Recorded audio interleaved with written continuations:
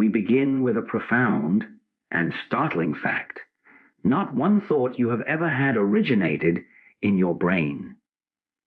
The very assumption that you are a thinker, isolated within a bag of skin and bone, preparing to receive wisdom from outside yourself, is the central error we must dissolve here today. You have been taught that consciousness is a product of the brain, a fleeting chemical spark in the darkness. I am here to tell you that this is the exact opposite of the truth. The brain does not create consciousness. It is a receiver, an instrument, attuning itself to an infinite field of intelligence that is the very substance of the universe. This is not philosophy. It is the very ground of being now being approached by science. What you will discover in this sacred hour is the tangible pathway beyond the illusion of a separate self. You will see how the very fabric of the quantum field and the awakened awareness within you are one and the same substance, and how your disciplined attention becomes the transformer of your entire experience from one of lack and limitation to one of omnipresent harmony. This work requires more than a listener. It calls for a practitioner. If these words resonate with the truth of your being, I urge you to subscribe to this channel as a sacred commitment to your own unfoldment, and to signal your readiness to move beyond the theoretical into the experiential. Comment with the number 11Z, the symbol of alignment and spiritual gateway, that I may know you are here, not as a spectator, but as a fellow traveler on the path. This reveals a deeper truth. Your brain is not a creator, but a translator. It is a sophisticated organic device, taking the infinite, non-local signal of pure consciousness and rendering it into the finite language of thought, perception, and sensory experience. Consider the radio in your home. It does not compose the symphony. It receives the invisible broadcast and translates it into sound you can hear. In the same way, your brain receives the omnipresent broadcast of intelligence, translating it into the coherent experience of your daily life. The error lies in worshiping the radio, believing its dials and speakers are the source of the music, while remaining deaf to the silent, boundless frequency that carries it all. Now, apply this to the very moment you feel stuck, limited, or in pain. You are facing a problem. And the brain, this magnificent instrument, begins its work. It scans its memory banks. It runs simulations based on past data. It projects fearful futures. You believe this frantic activity is thinking, is you solving the problem. But I tell you, this is the instrument playing a feedback loop of its own old recordings. It is the radio mistuning itself, generating static, and believing the static is the only broadcast available. Where is the solution? It is not in the static. It is in the silence between the stations. It is in the moment you, as the aware presence, cease trying to fix the radio and instead become receptive to a clearer signal. Watch this in your own experience. You wrestle with a difficult relationship or a financial worry. The brain mechanism churns, producing endless cycles of anxious thought and emotional reaction. This feels intensely personal, uniquely yours. But what is it truly?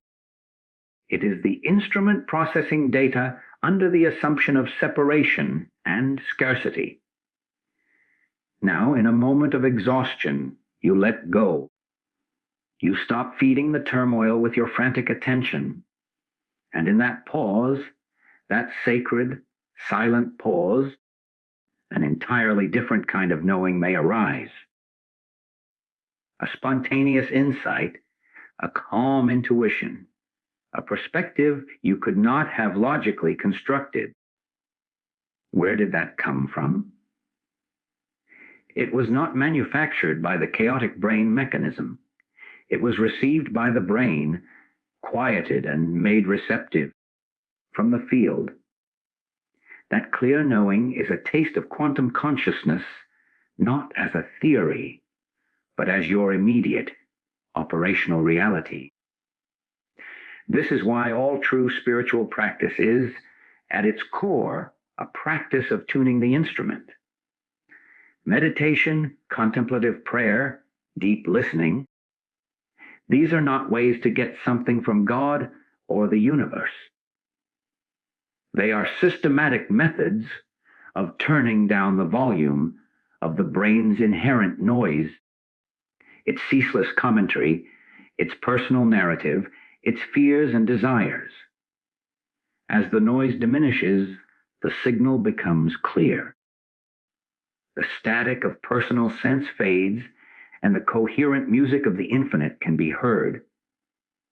Your brain waves, in their slower, synchronized states, are not producing peace. They are aligning to receive the peace that, as is the very nature of the field, you are not creating a connection. You are becoming aware of the connection that has always, eternally, been present. So observe the content of your mind not as your master, but as feedback on your tuning. A mind filled with conflict, fear, and lack is an instrument broadcasting on a frequency of separation. The content is not the problem to be analyzed and wrestled with. It is the diagnostic signal telling you that you are misaligned. The moment you recognize this, you can stop engaging the chaotic content and instead turn your attention, your very sense of I am, away from the thoughts and toward the aware space in which they appear. This is not a thinking process. It is a gentle, firm reorientation of identity from the translation to the source of the translation. You are not the angry thought. You are the awareness knowing the anger. You are not the anxious calculation. You are the silent, boundless presence within which the calculation fleetingly arises and subsides. When this reorientation becomes your lived practice, your daily life transforms, not because you have manipulated circumstances with better personal will, but because the instrument through which life is experienced is now receiving a higher, clearer, more harmonious signal. Decisions begin to flow with an uncanny rightness. Encounters feel synchronistic. Creativity bursts forth not from strain, but from a quiet wellspring that seems inexhaustible. This is not magic. It is physics. It is the law of resonance in action. A brain attuned to the frequency of limitation will manifest a world of limitation. A brain made quiet and receptive, attuned to the frequency of infinite potential, becomes a conduit for that potential to take form as your experience. The universe is not responding to your personal wishes. It is mirroring the fundamental frequency of your conscious awareness. Your only work, then, is this sacred inner tuning. Now we must take this understanding a step further. For the greatest temptation is to believe this attunement is something you must do, an act of personal will to achieve a quiet mind. This is the final trap of the ego, the very one who believes it must tune the instrument, is itself the source of the static. So we move from the metaphor of the radio to a more fundamental truth. You are not the operator of the radio. You are the space in which the entire broadcast, the static and the symphony, appears. Your brain, your body, the world you perceive, all are appearing within this aware, conscious space that you are. This is the pivot from practice as a doing to realization as of being. Consider a simple daily moment. You are looking at a tree. Your educational conditioning tells you that light reflects off the tree, hits your retina, signals go to your visual cortex, and an image is constructed. This seems solid, scientific. But I ask you to look more closely right now. The actual, undeniable experience is not of signals in a brain. The experience is of tree appearing in aware, luminous space. The color green, the texture of bark, the movement of leaves, all of these are sensations appearing in consciousness. The brain's processing is part of the content of that appearing. It is not the creator of the space itself. You have never experienced a brain.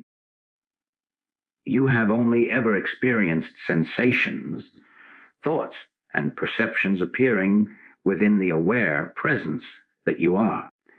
That presence is prior to all objects. It is the screen upon which the movie of your life, including the subplot called My Brain, is projected. This is where the theory dissolves into pure experience. Take the feeling of boredom during a tedious task. The mind screams for distraction, for something new. Follow this to its root. The boredom is a constellation of sensations, a restlessness in the body, a dull ache of thought. Now, instead of fleeing these sensations by reaching for your phone or another thought, turn your attention around. Who or what is aware of this boredom? Do not answer with a thought. Simply look. You will find you cannot locate an entity that is bored. You can only find the aware space in which the feeling labeled boredom is arising, lingering, and changing. In that simple, direct looking, a separation collapses. The boredom is no longer happening to you. It is happening within you as the vast aware presence you are. And as the vastness, you are untouched by the temporary weather pattern of that feeling. The moment this is seen, not intellectually but experientially, the boredom often loses its grip, not because you fought it, but because you cease to contract yourself around it as a personal reality. This is the true meaning of non-locality in your life. It is not a spooky action at a distance between particles. It is the recognition that the consciousness in which your living room appears is the same consciousness in which a distant star or a loved 1 mile away appears. There is not your private consciousness here and another one over there. There is one seamless, non-local field of aware presence and localized perceptions through this body, through this brain, are simply points of focalization within it. When you worry about someone far away, you are believing the story of separation. When you have a sudden, unbidden knowing about them, a feeling of connection that defies logic. You are not sending a psychic signal. You are momentarily abiding as the non-local field itself, where all points are already connected because they are appearances within the same conscious substance. Let this reframe your deepest struggles. A profound grief visits you. The personal mind tells a story of irreversible loss of a hole in the universe. The pain is immense, and the brain's mechanism is flooded with chemicals and memories. It is all appearing, the tears, the heaviness, the torrent of thoughts. Can you, even for an instant, be the space for it all? Not to deny the feeling, but to stop claiming it as your own private possession. When you do, something paradoxical occurs. The grief does not necessarily vanish, but it is no longer yours. It becomes a pure phenomenon of life, a wave in the ocean of being. And in that space, a deeper love, untouched by the story of loss, can be felt, not as an emotion, but as the very ground of your being. This is not bypassing, it is the ultimate facing from the only place that cannot be destroyed, the impersonal, eternal presence you are. Here, the idea of connecting to the universe is revealed as a child's understanding. You cannot connect to what you already are. The brain does not connect you to the universe. The brain is a localized modulation of the universe, appearing within the universal consciousness that is your true identity. Your work, then, is the ceaseless vigilance of remembering what you are. It is to question every thought, every feeling that says, I am separate, I am lacking, I am this body, I am this story. It is to constantly fall back into the knowing that you are the aware space in which the drama of separation is playing out. When you drink your morning coffee, taste the coffee, but more importantly, taste the presence that is tasting. When you are in conversation, listen to the words, but rest as the silence between and beneath the words from which all true listening arises. This is not an addition to your day. It is a subtraction of the one who thinks the day is happening to them. It is the dissolution of the middleman, leaving only the direct, unmediated, and astonishing fact of being. This brings us to the most practical and perhaps most challenging application, the dismantling of the personal will. For if you are the space, and all phenomena are appearances within it, then what role does your personal effort, your striving, your deepest desires truly play? This is the heart of the surrender that is not passivity, but the highest form of action. Your personal will is the final fortress of the illusion of separation. It is the mechanism that says, I, from here, want to change or acquire that over there. But from the vantage point of the field, there is no here and there. There is only the unfolding of the infinite within itself. Observe this in the common experience of striving for a goal, perhaps a promotion, a creative achievement, a certain relationship. The personal will engages with tremendous force. You plan, you work, you worry, you visualize. You believe your effort is the engine of achievement. And then life unfolds. Sometimes you receive the object of your striving and you claim the personal victory. Often You do not, and you feel the personal defeat. But look more closely at both outcomes. In the so-called victory, is there not often a subtle emptiness? Is this all there is? That follows. And in the defeat, is there not sometimes, in the ashes, a strange freedom and an unexpected new direction that later reveals itself as a blessing?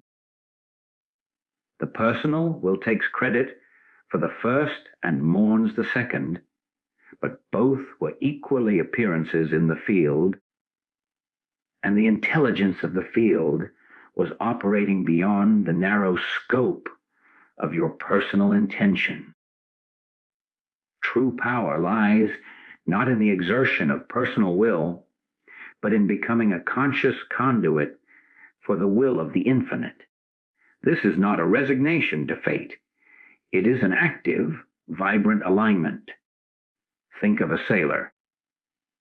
The sailor with a strong personal will may exhaust himself trying to row against the wind and currents, cursing the sea for his lack of progress.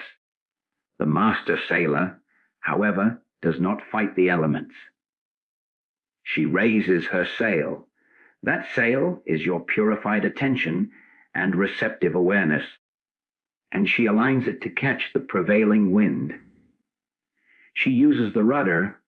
That rudder is your discernment and inspired action, not to force a path, but to cooperate with the wind's power to guide the vessel.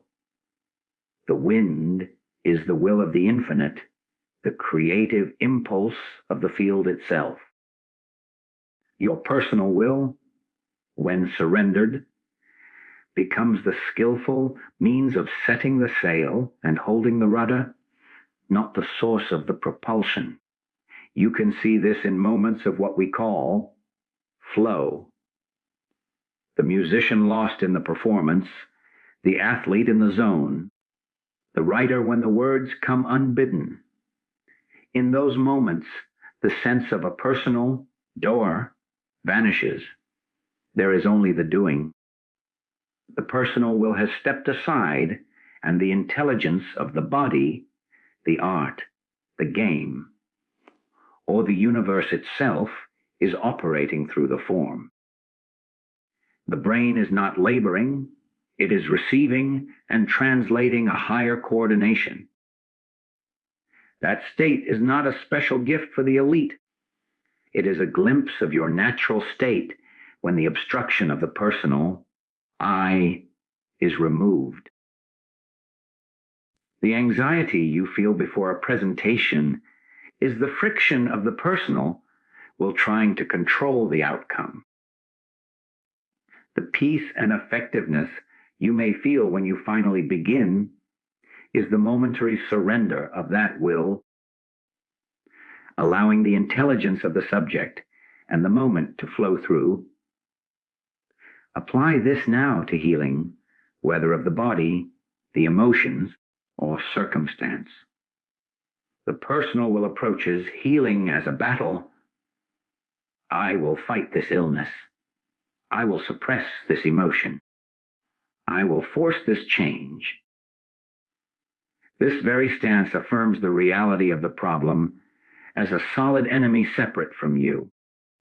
The surrendered approach is entirely different. It begins with the recognition, this condition, this pain, this lack, is an appearance within the field of my awareness. You do not fight the appearance. You turn your attention, not your thinking, but the very light of your consciousness fully upon the appearance. You become the space for the pain, the fear, the limitation. In doing so, you are not focusing on the problem. You are withdrawing the belief that it is a personal problem and identifying as the space that holds it. This act of unconditional allowing is the most potent transformative force. It allows the innate, intelligent harmony of the field which is your own deeper nature to reorganize the appearance from a level of causation far beyond what the personal mind could ever engineer. The healing that follows may look like a physical cure, an emotional release, or a circumstantial shift, but its origin is not in the personal battle, but in the impersonal, all-embracing surrender. This is the secret hidden in plain sight. Your greatest personal desire for peace, for wholeness, for freedom, is already the desire of the infinite expressing itself as you.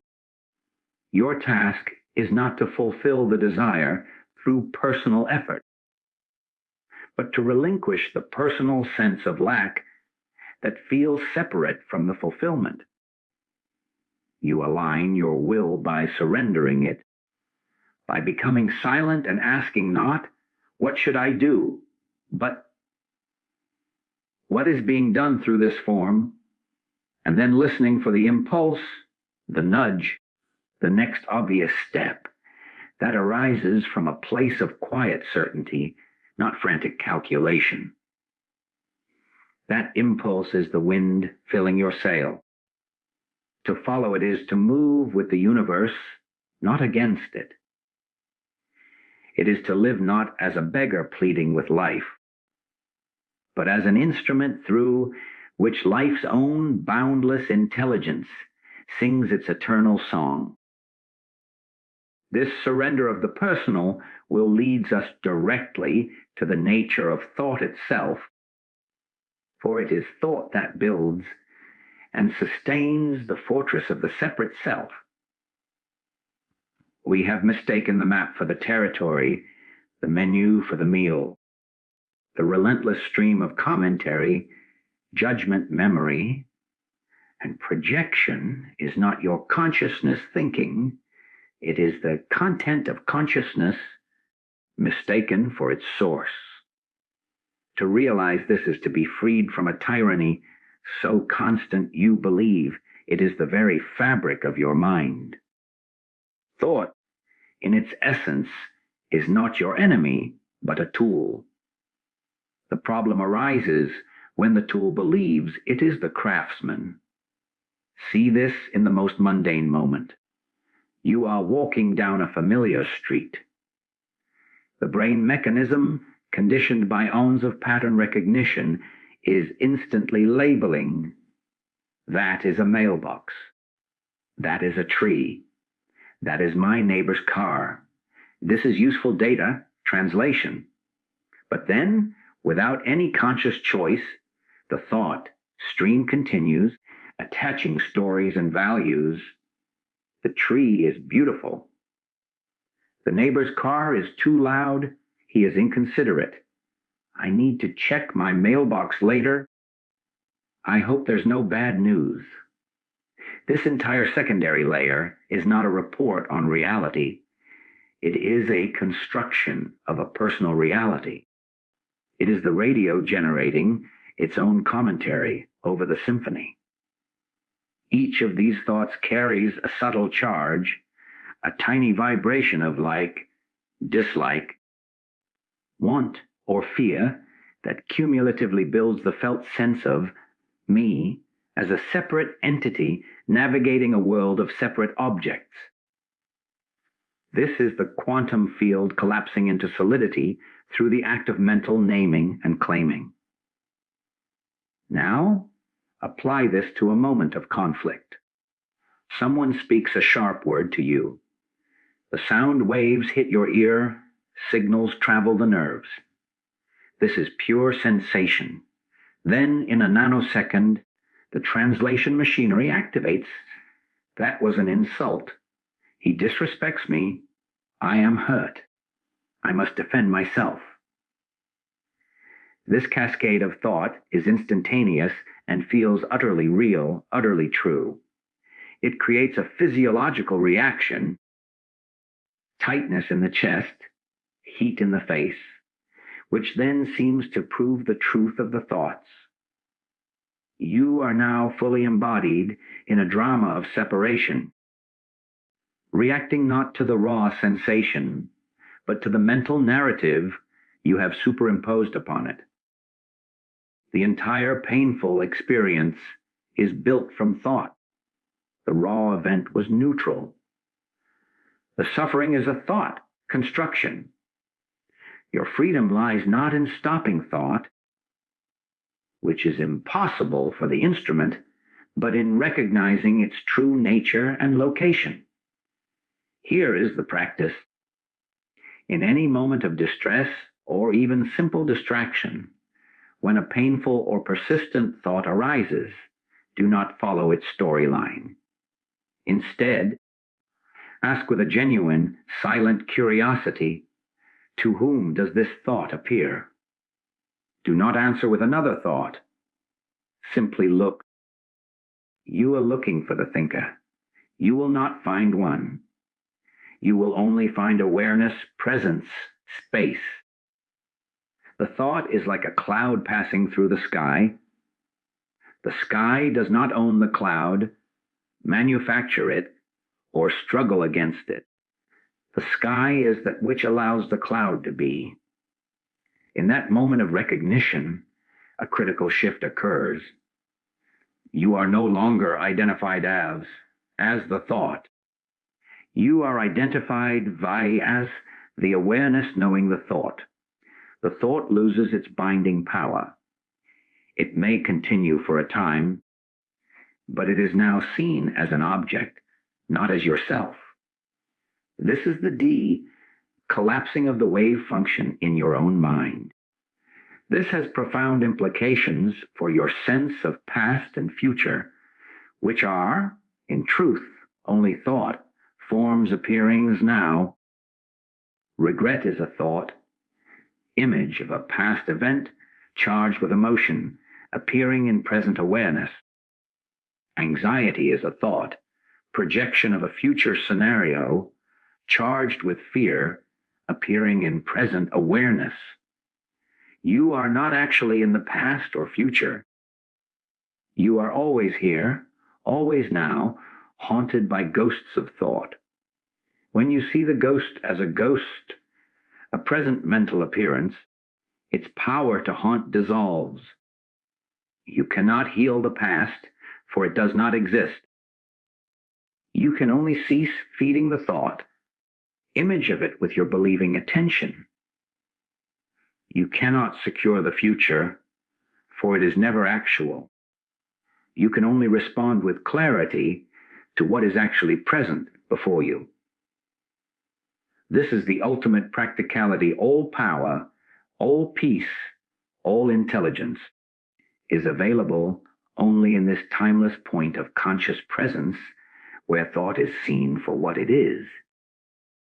Thus, your relationship with your own mind transforms from one of slavery to one of stewardship. You begin to notice the quality of thoughts as they arise. You see the ones that carry the frequency of fear, of lack of judgment, and you simply recognize, this is the old recording of separation.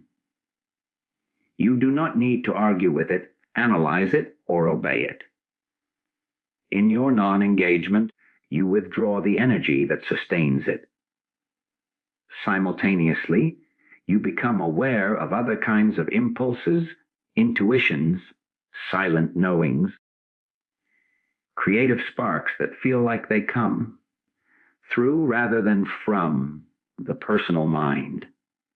These you learn to trust and follow. This is the brain becoming a clearer receiver, not because you are forcefully policing thoughts, but because you are no longer mistaking the static for the signal. The quiet space you are begins to predominate over the noisy content you have, and in that quiet, the universe has room to speak its wisdom.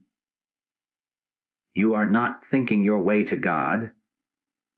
You are ceasing to think yourself apart from God, and in that cessation, what remains is the ever-present, ever-conscious, ever new reality that was there before the first thought was ever conceived.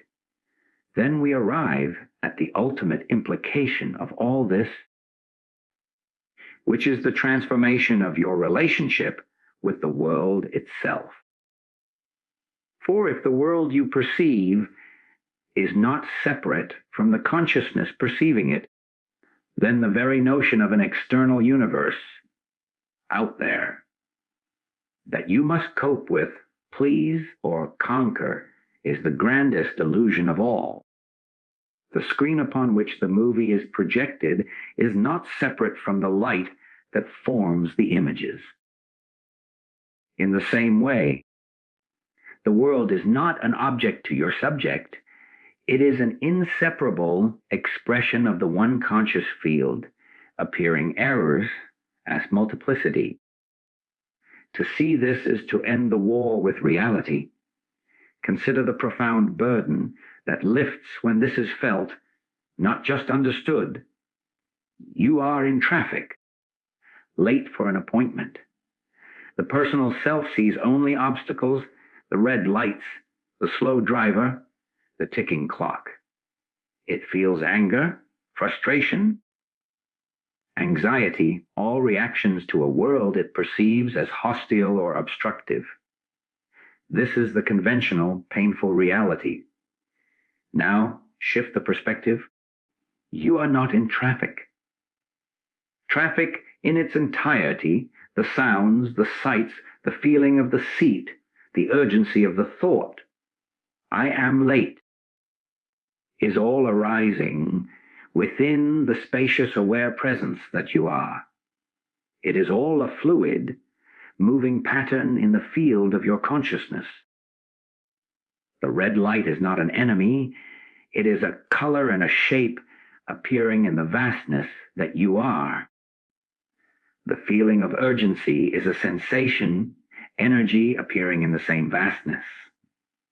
When you rest as the vastness, you do not become passive. You may still act, you may change lanes, but the action arises from a place of clarity and response, not from the frantic, contracted reaction of a threatened self. The situation may not change, but your entire experience of it transforms from a battle to a dance of phenomena. This is the true meaning of quantum entanglement in your lived experience. It is not merely that particles are connected across distance, but that the observer and the observed are mutually arising within one seamless substance.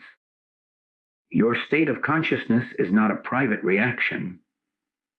To the world, it is the very medium fee of the world's appearance. When you are identified with lack, you will perceive a world of scarcity, and that perception will reinforce the feeling of lack.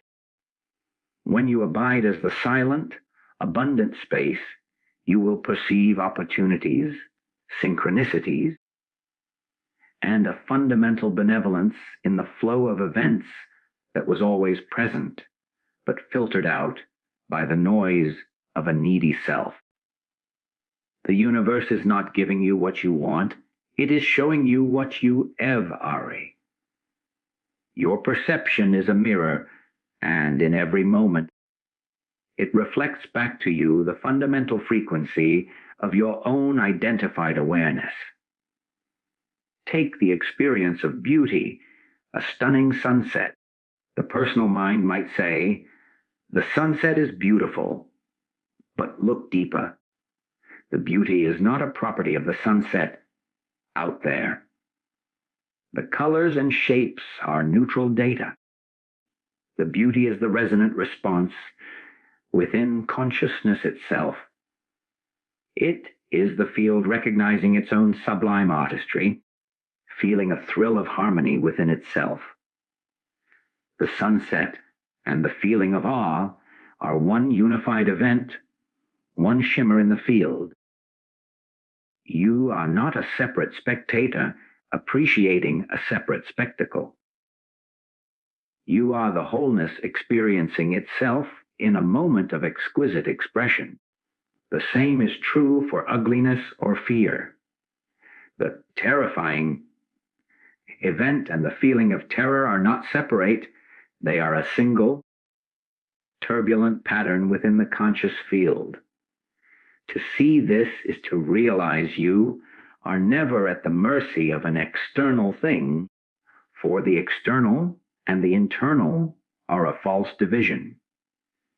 Apply this now to your relationships, where the sense of separation is most painfully felt. You see another person and believe they are entirely other, with their own private consciousness walled off from yours. This is the root of all loneliness and conflict. But from the perspective of the field, there is only one consciousness appearing in infinite forms. The person before you is a focal point of the same aware presence that you are. When you speak, the listening that happens in you is the same listening that can happen in them. The love or peace you feel is not yours to give to them. It is the field's nature, and it can flow freely when the dam of personal sense is removed. Your work is not to change the other person, but to cease identifying as the separate person who needs something from them. When you relate from the space of wholeness, you invite, often without a word, the wholeness in the other to resonate. Arguments that were once battles for a personal victory become mutual explorations within a shared field of awareness. This is communion, not communication. Therefore, your spiritual practice is no longer confined to a meditation cushion or a morning ritual. It is alive in every glance, every encounter, every challenge. The question is no longer, how do I fix my life? But in this moment, what am I knowing myself to be? Are you knowing yourself as the limited character in the drama, buffeted by events? Or are you remembering yourself as the conscious space, the luminous emptiness within which an as, which all things play? To choose the latter is not a denial of human experience. It is the fulfillment of it. It is to walk through the dream of the world without being captive to the dream. To feel the full spectrum of sensations and emotions without becoming them. To engage in action without the binding residue of a personal actor. The world becomes your monastery, every moment your altar, and every perception a sacrament revealing the infinite in the finite.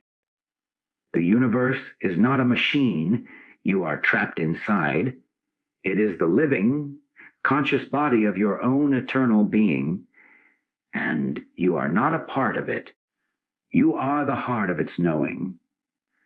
And so we come to the final, quiet knowing that needs no further elaboration. There is no destination to reach, no higher state to attain, and no separate self to do the attaining. The frantic search itself has been the only barrier. The peace you have sought, the connection you have craved, the wholeness you have imagined in the future, these are not products to be gained, but the ever present ground of your being to be recognized. This is the end of seeking, which is the true beginning of living. You stand not at the threshold of realization, but in its very center, and have always stood there while reading maps to a fictional elsewhere. See how the search manifests and exhausts itself. You read a book like this, attend a lecture, hoping to find the missing key. The mind, in its acquisitive mode, treats truth as another object to be collected and stored. It says, if I can just understand this perfectly, then I will be free. But understanding is a movement of thought, and freedom is the space before thought. The search implies a distance between you and what you seek. The moment you see that the seeker is itself made of the very substance it seeks, the search collapses. The one who is unhappy is a thought. The one who wants to be happy is another thought. Your true nature is the aware presence prior to both, and it is already inherently whole. You cannot become what you already are. You can only cease pretending to be what you are not. Watch this in the simple, daily longing for a different moment. You are at work, wishing you were on vacation. The mind paints a picture of a beach, a feeling of relaxation. This creates a subtle tension, a rejection of the now in favor of a mental fantasy. That tension is the suffering. Now, instead of following the fantasy, turn your attention to the one who is wishing. What is the actual, sensory reality of this moment?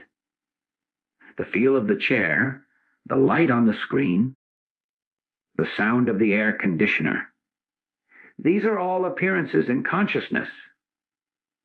The longing itself is also an appearance, a tight, wistful feeling arising in the same space. When you rest as the space, you are, in that instant, already on the beach, not the geographical one, but the beach of your own aware presence, which is the only reality any vacation could ever hope to offer. The peace of the vacation was always the peace of your own nature, mistakenly projected onto a time and place. All seeking is a projection of your own wholeness onto objects, relationships, or future states, and thus it must always fail to satisfy, for you are chasing your own shadow. This realization brings a profound responsibility, not the heavy burden of the personal will, but the light burden of constant remembrance. It is the responsibility to be true to what you are in every circumstance. When anger arises, your responsibility is not to be a good person and suppress it, but to be true to the space you are and allow the anger to be seen as an impersonal weather pattern. When a great success comes, your responsibility is not to inflate a personal story of achievement, but to see the success, too, as a passing formation in the field, and to give the glory to the intelligence that flowed through the form. This is humility without humiliation, and power without pride. You live as a transparency. Your life then becomes an act of spontaneous worship, not of a distant deity, but of the very reality appearing as this moment. Washing the dishes, you are not serving a chore. You are honoring the miracle of water, of form, of sensation arising in the light of awareness. In conversation, you are not merely exchanging data. You are attending to the divine appearing as a human face and voice. Even in loss and grief, you are not abandoned by God. You are being asked to find God not as a comforter outside the pain, but as the very substance of the pain, the silent, enduring presence that holds the heart-breaking sensation. This is how the ordinary becomes sacred. It was always sacred. You are simply removing the label of ordinary that thought had placed upon it. Therefore, Let this be the culmination.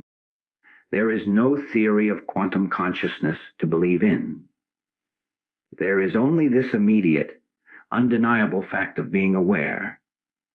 The brain, the universe, the theories, all are fleeting images on this screen. You are the screen. The connection is not made, it is realized as having never been broken. The work is over. The practice is finished. All that remains is to live from this knowing, and when you forget, as the old habit of separation will arise, to simply remember again, gently, without self-judgment. For even the forgetting is happening within the boundless remembering that you are. You are not a drop in the ocean, struggling to merge. You are the ocean pretending for a little while to be a drop. The pretending is the play of life. The knowing is your homecoming in the midst of the play. And in that knowing, every breath is a revelation. Every heartbeat is the universe pulsing in confirmation, and the entire cosmos, in all its splendor and mystery, is nothing other than your own self, dancing before your own eyes forever.